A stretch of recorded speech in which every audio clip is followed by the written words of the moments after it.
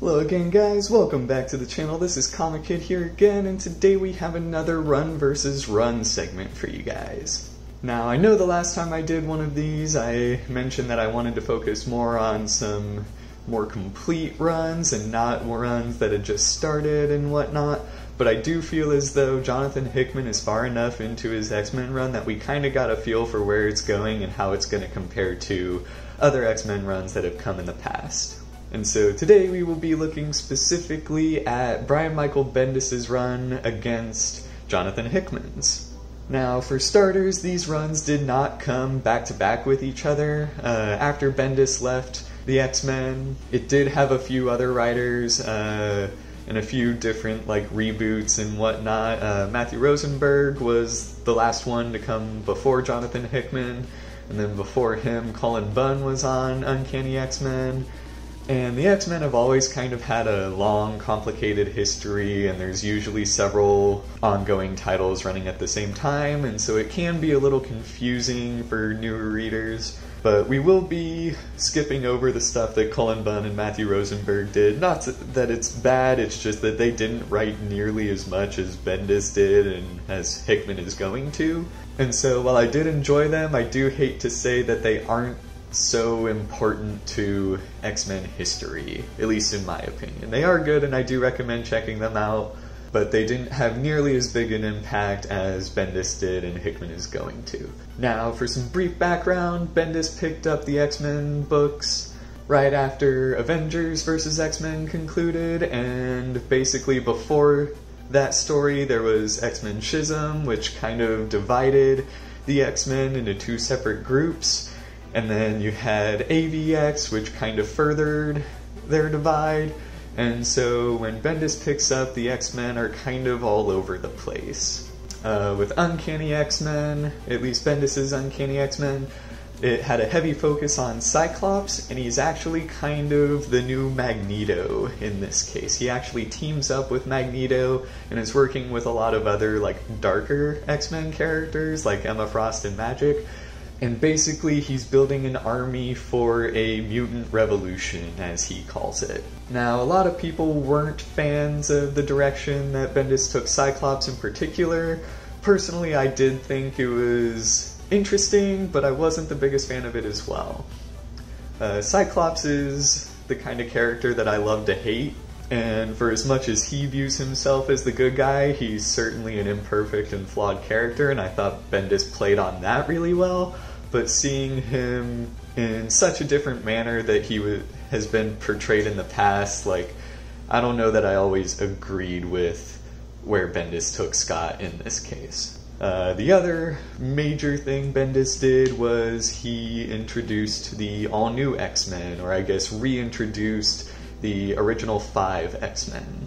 For those of you who are unfamiliar, Beast in the present day, in an effort to remind Scott of his former self, plucks the original 5 X-Men out of the past, brings them to the present with the hopes of kind of shocking Cyclops back into his quote-unquote proper mentality.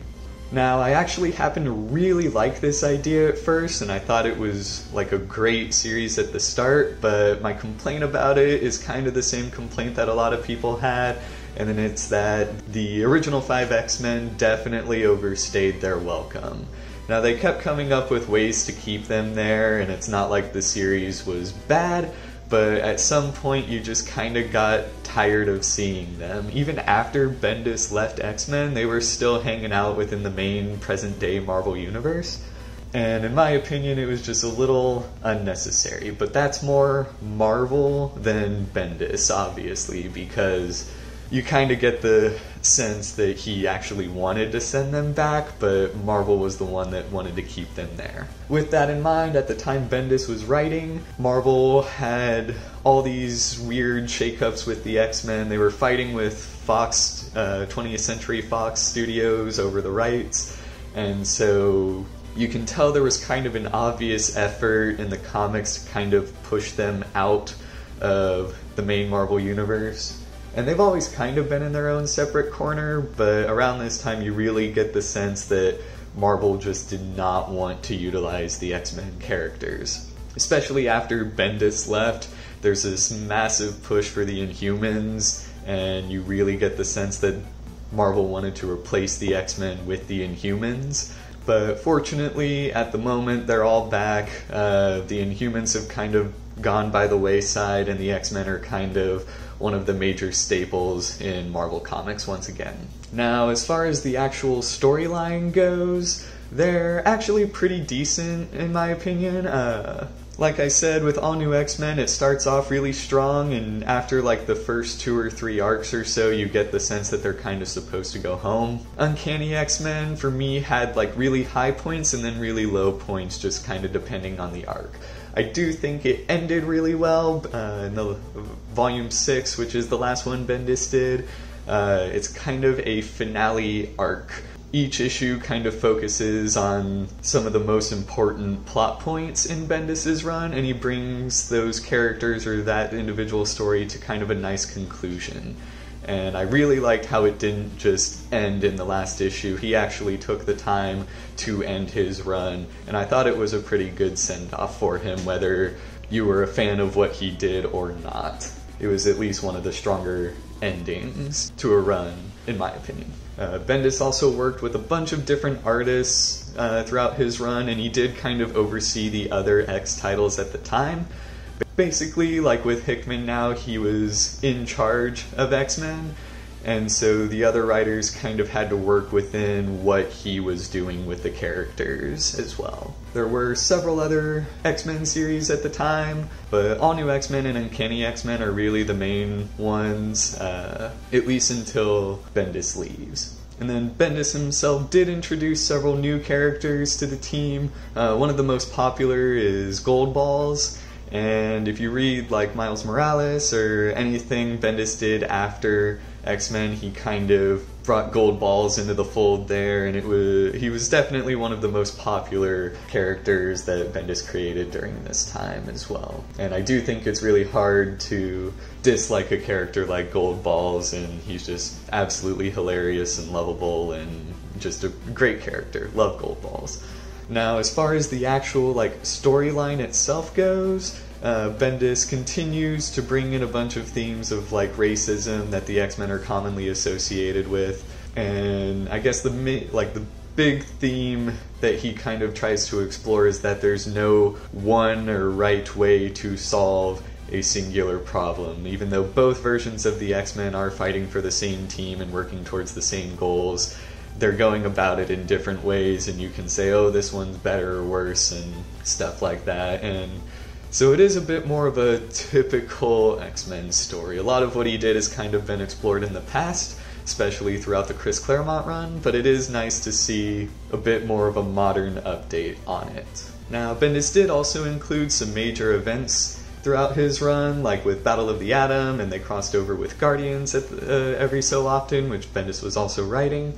And some of them were stronger than others, some of them were weaker, obviously, but I mean, for the most part, everything kind of felt like a typical X-Men storyline. And I guess I kind of would have liked to see them all come back together by the end of his run, and you get the sense that he kind of tried to do that. But again, like with Marvel not knowing what to do with the characters, it also kind of seems like they didn't want him or wouldn't allow him to do that. So despite the highs in Bendis' run, there are a few lows. I don't know how much of that is him and how much of that is Marvel just being mad at Fox at the time, but it's certainly not the worst X-Men run that I've ever read. Now, to kind of transition into Hickman's run, Hickman is effectively rebooting the X-Men without rebooting the entire Marvel Universe.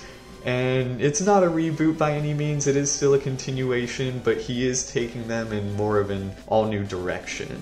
He is, at the same time, rehashing a bunch of familiar elements. Effectively, Hickman has taken the X-Men and put them on the island of Krakoa, and they now have their own mutant nation. Now, this has been explored in the past when the X-Men set up shop in the island of Genosha, but Hickman is still kind of telling a similar story while also taking plenty of his own liberties. The X-Men are kind of like a no-holds-barred group now, and they're also not really a team. At the time that I'm recording this video, X-Men issue 12 has recently come out, and Ten of Swords is next to follow.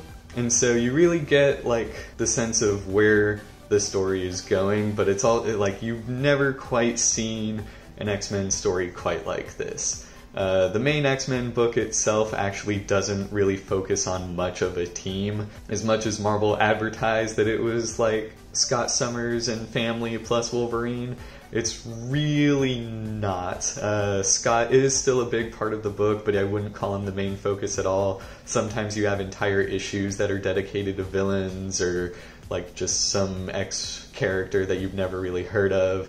And I really like that approach. It kind of allows him to tell an X-Men story without making it seem like they were forced out of the Marvel universe. This one just kind of makes the X-Men feel like they actually removed themselves from the rest of the universe for the sake of doing their own thing. Now, both runs are politically charged, but in different ways. As I mentioned, Bendis kind of focus on some traditional elements of racism and whatnot that are commonly found in X-Men books, whereas Hickman's run focuses on the actual politics of them running their own nation. And they're trying to work with other nations and establish themselves as legitimate, and there's all these like espionage elements and stuff like that that's really interesting to see as well. Now, Hickman is also telling a very epic sci-fi story at the same time, especially through the life of Moira McTaggart. And if you've read House of 10 and Powers of 10, then you know exactly what I'm talking about, but it's really interesting to see other X-Men timelines throughout this process and kind of how they come into play with what's current and so on and so forth. Now, the problem is Hickman is known for doing these massive, insanely long stories that all kind of build on each other, and he does write New Mutants as well, but at least at the moment he's done a good job of making sure that they do kind of follow their own stories. In my opinion, this was not the case with his Avengers run. You really kind of needed to read everything that Hickman was doing, and at least at the moment that's not the case with X-Men. You can read just the main X-Men and still kind of get the whole story, or just X-Force if you want, and they're doing their thing. And then they all kind of come together for event books. With Ten of Swords, it's pretty obvious that you're going to need to read everything X-Men that's currently coming out in order to get the full story, but it will also be collected as its own thing and so on. Now, at the moment, Hickman has only worked with artist Lionel Yu on the main X-Men, but it has been confirmed that Yu will be leaving the title soon, and I don't believe they've announced who will be taking over yet. But Hickman will be working with a variety of artists, just kind of like Bendis did as well. Although I am sad to see Lionel Yu go. I really liked the way he did the X-Men, and I just love his stuff. He's a really great artist. And I imagine he'll be back at some point throughout the series, but at the moment, it looks like he's departing the series for a while. Now, between the two, I do feel as though Hickman is telling the stronger story. I am a little bit biased. I love Hickman's stuff generally. I thought his Avengers run was great. I loved his Fantastic Four, and even his independent stuff is really solid as well. And I don't hate Bendis by any means, but I do feel as though he has his weaker moments. And his X-Men run certainly had its weaker moments. And I get that it's a little unfair to compare the two just because Hickman is still kind of early on